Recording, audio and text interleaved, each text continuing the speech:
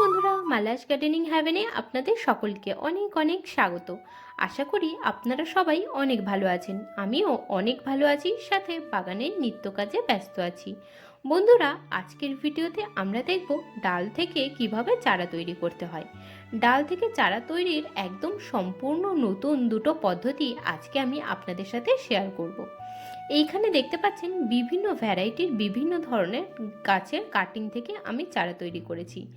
Cutting থেকে চারা তৈরি করে বাগানে আমি এখনো পর্যন্ত অনেকগুলো গাছই তৈরি করেছি, কিন্তু এই কাজ করতে করতে যতদূর আমি বুঝেছি যে বিভিন্ন গাছের কাটিং থেকে চারা তৈরি করবার জন্য বিভিন্ন ধরনের মিডিয়ার প্রয়োজন পড়ে। কিছু গাছের কাটিং ভালোভাবে বালিতেই গ্রো করে, কিছু মাটিতে, আর কিছু আবার কোকোপিটে। তো এগুলো তো করতে করতে বোঝা যায়। আজকের ভিডিওতে একদম বিগিনার্সদের জন্য, যারা নতুন বাগান করা শুরু করেছেন, তারা কিভাবে খুব সহজে যে কোনো গাছের কাটিং থেকে চারা তৈরি করতে পারবে সেটাই আজকের ভিডিওতে আমি আপনাদেরকে দেখাবো। তো এখানে আপনারা দেখতে পাচ্ছেন বিভিন্ন ধরনের গাছের কাটিং রয়েছে, আর এগুলো কিছুদিনেই আমি তৈরি করেছি। তো এখান থেকে কিছু গাছ এখন কিন্তু ফাইনাল রিপোর্টিংয়ের জন্য প্রস্তুত হয়েছে। তো সেখান থেকে একটা গাছ আজকে আপনাদেরকে বসিয়েও দেখিয়ে দেব। কারণ অনেকেই আমাকে বলেন যে আপনারা কাটিং থেকে চারা তৈরি করতে পারেন না, বা কাটিং শুকিয়ে যায়। আবার কাটিং থেকে নতুন পাতা বার হওয়ার পরে যখন ফাইনাল মাটিতে ট্রান্সফার করা হয়, তখন কিন্তু আবার কিছু কিছু লোকের গাছ মারা যায়। তো দেখুন, আমি এখানে অ্যাডেনিয়াম রয়েছে, কিছু ইনডোর প্লান্ট রয়েছে। এটি একটি ইউফোবিয়া গাছের ছোট্ট একটা কাটিং, এটা কর্ডেলাইন গাছের কাটিং। এখানে রয়েছে কিছু পাতাবাহারি গাছের কাটিং, সাথে রয়েছে বেল, জুই, আর এখানে রয়েছে একটা কর্ডেলাইনের গাছেরই কাটিং। আর এখানে এটা হচ্ছে একটি জবা ফুল গাছের কাটিং, আর এটা মাত্র এক সপ্তাহ আগেই বসিয়েছি। তো এখান থেকেও দেখুন নতুন পাতা বার হওয়া শুরু করেছে। তো কিছুদিনের মধ্যেই শিকড় চলে আসবে, ভালোভাবে নতুন গ্রোথ শুরু হবে, তখন একে ফাইনালি মাটিতে ট্রান্সফার করব।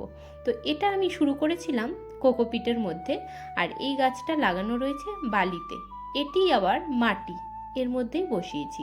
তো বিভিন্ন গাছের কাটিংয়ের জন্য দেখুন আমি বিভিন্ন ধরনের মিডিয়া তৈরি করেছি।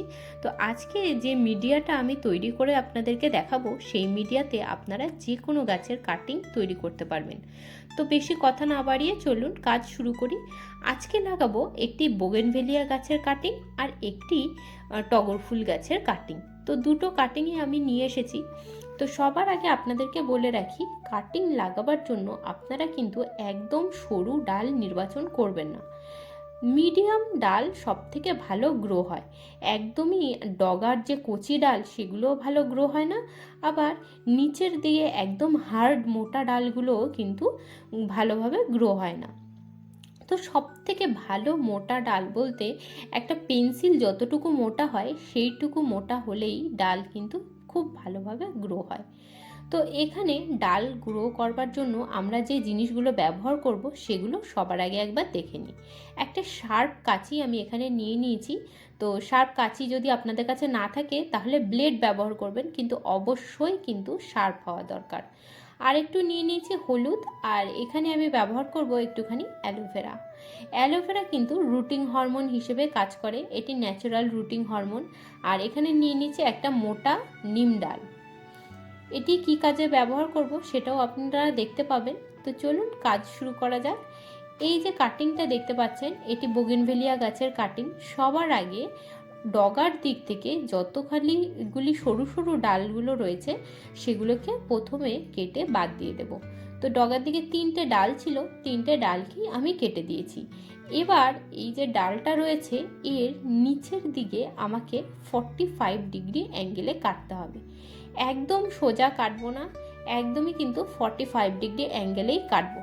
45 ডিগ্রি অ্যাঙ্গেলে কাটবার মানে একটা খুবই গুরুত্বপূর্ণ বিষয়, যে এই 45 ডিগ্রি অ্যাঙ্গেলে যদি আমরা কেটে নিই, তাহলে এই ডালটা কিন্তু খুবই সহজে মাটি থেকে জল শোষণ করতে পারবে। এবার দেখুন, এই যে ডগায় আমি যে 3টে ডালকে আমি কেটেছি, এই 3টে ডালের মধ্যেই আমরা মাটি দিয়ে খুব ভালোভাবে সিল করে দেব। আপনারা যদি মাটি ব্যবহার করতে অসুবিধা হয়, তাহলে খুবই ভালো হয় যে আপনারা একটা মোমবাতিকে জ্বালিয়ে নেবেন, আর সেই মোমবাতি জ্বালা গলা মোম দিয়ে এই মুখটাকে মানে ডগার কাটা অংশটাকে সিল করে দেবেন। এই কাজটা কিন্তু খুবই জরুরি কাজ, এই স্টেপটাকে আপনারা একদমই স্কিপ করবেন না। পুরো মাথাটাকে আমাদেরকে সিল করে দিতে হবে যাতে এখান থেকে জল বাইরে না বেরিয়ে যায়। এই জায়গাটাকে আমি দেখুন খুব ভালোভাবে সিল করে নিয়েছি। এবার এই যে কাটা অংশতে আমরা হলুদ ব্যবহার করব। হলুদ কিন্তু ফাঙ্গিসাইডের মতনই কাজ করে, আর এটা পোকামাকড়ের আক্রমণ থেকে ডালটিকে রক্ষা করবে। তো এবার একটা লম্বা দেখে টুকরো আমি অ্যালোভেরা নিয়ে নিলাম, আর অ্যালোভেরার মোটা অংশটাকেই আমি নির্বাচন করেছি। তো এই মোটা অংশটার মধ্যেই ওই হলুদ গুঁড়ো লাগানো ডালের গোড়াটাকে আমি ভিতরে ঢুকিয়ে দিলাম।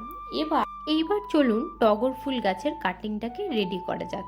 টগর ফুল গাছের কাটিংটা রেডি করবার জন্য আমি কিন্তু ডগার ডালগুলোকে কাটছি না, শুধুমাত্র পাতাগুলোকে ছেঁটে ফেলছি যাতে অতিরিক্ত বাষ্পমোচন হয়ে ডালটিকে স্ট্রেসে না নিয়ে আসে। একদমই পাতা রাখবো না, সমস্ত পাতাকেই দেখুন কেটে ফেলেছি। এবার এই গাছের ডালটিকে গোড়ার দিকটাকে 45 ডিগ্রি অ্যাঙ্গেলে কেটে ফেলবো। তো দেখুন একটু 45 ডিগ্রি অ্যাঙ্গেল করে আমি ডালটিকে কেটে ফেললাম।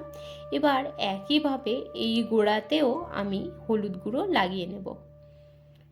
একইভাবে একটু হলুদ গুঁড়োর মধ্যে চুবিয়ে দিলে ঠিক কাটা জায়গাটাতে হলুদ গুঁড়োটা ভালোভাবেই লেগে যাবে। আর এবার একইভাবে এই যে অ্যালোভেরাটা রয়েছে তার মধ্যে এই ডালটিকে ভরে দেব। অ্যালোভেরা কিন্তু খুব ভালোভাবে এই যে ডালটির গোড়াটাকে ময়েশ্চার বজায় রাখবে আর শিকড় বার হতেও কিন্তু সাহায্য করবে। তো এই দেখুন পুরো দুটো ডালকে আমি রেডি করে নিলাম। একটার যেহেতু আমি ডালকে ডগার কেটেছি তাই জন্য মাটি দিয়ে সিল করেছি, আরেকটির একদমই আমি ডগাকে কাটিনি। তো এবার এই যে নিম ডালটা নিয়ে এসেছি, এই ডালটা একটু মোটাই, তো এটাকে দিয়েই এই কর্ডেলাইন গাছের যে মাটিটা রয়েছে এই মাটিটার মধ্যে আমি এই লাঠিটা দিয়ে গর্ত করে নিচ্ছি। তো এই যে মাটিটা সয়েল মিক্সটা রেডি হয়েছে, এই সয়েল মিক্সটার মধ্যে রয়েছে 40% মাটি, 40% কোকোপিট, আর সাথে রয়েছে 20% গোবর সার। গোবর সারের পরিবর্তে আপনারা কম্পোস্ট বা ভার্মি কম্পোস্টও ব্যবহার করতে পারেন। যেহেতু এই দুটো ডালই খুবই মজবুত ধরনের ডাল, মানে শক্ত, আর একদমই তো হার্ড বোগেনভেলিয়া গাছের ডাল, তো তার জন্যই আমি এই দুটো ডালকেই বসাচ্ছি সয়েল মিক্সে। আর যদি একটু সফট ডাল হয় তাহলে কিন্তু বালিতে বসানো যায়। তো দুটো ডালকেই ভালোভাবে বসিয়ে দিয়ে এখন আমি এর মধ্যে জল দিয়ে দিচ্ছি, যাতে যেটুকু জায়গায় মাটি আলগা হয়ে গেছে সেই আলগা মাটিগুলো আবার অ্যালোভেরার গায়ে অর্থাৎ ডালের গায়ে বসে থাকে। এবার এই ডালটিকে নিয়ে রেখে দিতে হবে একদম ছায়া জায়গাতে। আর এই ডালটিকে একদমই কিন্তু নাড়াচাড়া করা যাবে না অন্তত 2 মাস পরে এই ডালে আবার হাত দেওয়া যাবে। ততদিনে এই গাছ থেকে নতুন পাতা তৈরি হয়ে একদম পুরো এই ধরনের কাটিং রেডি হয়ে যাবে, তখন একে রিপোর্টিংয়ের জন্য রেডি হয়ে যাবে। তো এখানে দেখুন এই কর্ডেলাইনের গাছটা দেখে মনে হচ্ছে আমার একদমই কিন্তু রিপোর্টিংয়ের জন্য প্রস্তুত হয়ে গেছে। তো বার করে দেখি এর কেমন শিকড় হয়েছে। তো দেখুন শিকড়ের গ্রোথ কিন্তু খুবই ভালো হয়ে গেছে। এখন একে আমাকে মাটিতে ট্রান্সফার করতে হবে। শিকড় দেখুন খুবই সুন্দরভাবে গ্রোথ হয়েছে। এই কর্ডেলাইনের গাছ আমি এই নিয়ে 2 বার লাগালাম। এর আগে একবার মাটির মধ্যে বসিয়েছিলাম, তো সেখান থেকে অত ভালোভাবে গাছটি হয়নি আর একেবারে পুরো পচে গিয়েছিল। তো এবার আমি ওই কারণে বালিতে লাগিয়েছিলাম। তো এখান থেকে দেখুন খুবই সুন্দর শিকড় তৈরি হয়েছে। এবার এই গাছটিকে আমি মাটির মধ্যে বসাবো। এখানে দেখুন একটুখানি সয়েল মিক্স রেডি করা রয়েছে। তো আমি তো সয়েল মিক্স তৈরি করে প্রচুর পরিমাণে সবজির খোসা ব্যবহার করি, মাটি একদমই কম থাকে। তো মাটিটার কালারটা দেখুন একদমই কালো, শুধু মাঝখানটা একটা ছোট্ট গর্ত করে নেব, নিয়ে ডালটিকে খুবই সাবধানে বসিয়ে দেব, কারণ এখন তো শিকড় খুবই নরম হবে। আর এই গাছটিকে এখন ছায়া জায়গাতেই রাখবো 1 মাস। আর একটু ভালোভাবে গ্রোথ হয়ে গেলে তারপরে একে আমরা রোদ্দুরে ট্রান্সফার করব। এটি একটি ইনডোর প্লান্ট আর খুবই সুন্দর হয় গাছটা। তো আজকের ভিডিওতে আপনারা দুটো পদ্ধতিতে ডাল থেকে চারা তৈরি করা শিখলেন। তো এইভাবেই আপনারা step by step process follow করে যে কোনো গাছের ডাল থেকেই কিন্তু চারা তৈরি করতে পারেন। তো বন্ধুরা, আজকের ভিডিওটা আমি এখানেই শেষ করছি। দেখা হচ্ছে আপনাদের সাথে আবার পরের ভিডিওতে। আপনারা সবাই ভালো থাকবেন, সুস্থ থাকবেন আর নতুন নতুন গাছ লাগাতে থাকবেন। আর আমার ভিডিওটা যদি ভালো লাগে তবে চ্যানেলটিকে সাবস্ক্রাইব করে আমার পাশে থাকবেন। টাটা বন্ধুরা।